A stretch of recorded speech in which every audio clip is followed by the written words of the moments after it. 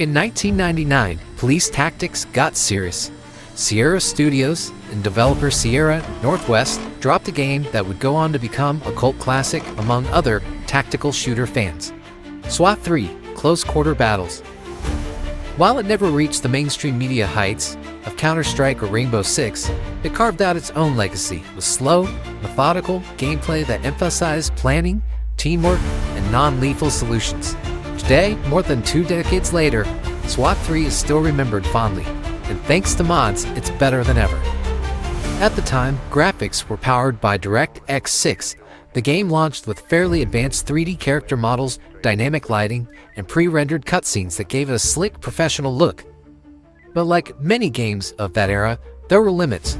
The game topped out at 480p resolution, and textures, while serviceable, looked muddy up close by today's standards. Still, even with its jagged edges and chunky geometry, SWAT 3 remains surprisingly playable. There's a certain charm in its late 90s presentation. You can still feel the atmosphere when you're creeping through an office building or a suburban home. One thing that's always plagued SWAT 3, however, is its performance. Even on release, the frame rate wasn't silky smooth, and the problem hasn't gone away. Even if you buy the GOG version today and run it on a modern Windows machine, you'll quickly notice the same issue. Choppy, inconsistent frame pacing. It's a quirk of the engine and DirectX implementation of the time. So while the game is still enjoyable, you're stuck with rough performance and outdated visuals, at least until the modding community stepped in. Enter the Last Resort mod and DX Wrapper. These two tools essentially bring SWAT 3 into the modern era. The Last Resort mod upgrades textures, adds widescreen support, and provides upscaled graphics that breathe new life into those late 90s environments.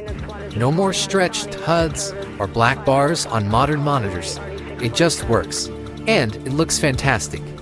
DX Wrapper, on the other hand, solves the frame rate issues by translating the old DirectX calls into something modern systems can handle. The result? Buttery smooth gameplay, often running at hundreds of frames per second, making SWAT 3 feel responsive and fluid for the first time in its history. Together, these mods transform the experience. You get the authentic, tense, tactical gameplay of 1999, but with visuals and performance that hold up in 2025. It's almost like a remaster that Sierra never delivered. So, more than 20 years later, SWAT 3 is still worth revisiting. Out of the box, it's a little rough around the edges, but with Last Resort mod and DX Wrapper, it becomes the definitive tactical shooter experience. A true classic reborn for modern PCs. If you've never tried it, now's the perfect time to step into the boots of LAPD SWAT and see why this game still has a loyal fan base today. What really makes the Last Resort mod shine is the level of care put into the graphical overhaul. The modders didn't just stretch the original assets to widescreen, they went in and upscaled many of the textures by hand to preserve the details. Wall, floors, and signage look crisper and more natural, breathing new life into the environments that once looked muddy.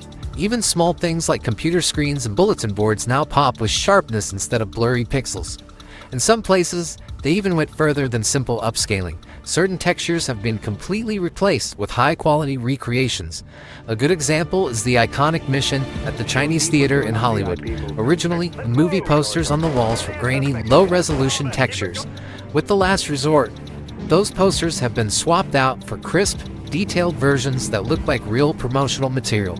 It's a subtle approach, but it transforms the feel of the environment. It no longer feels like you're walking through a blurry room, but an actual place with character and history.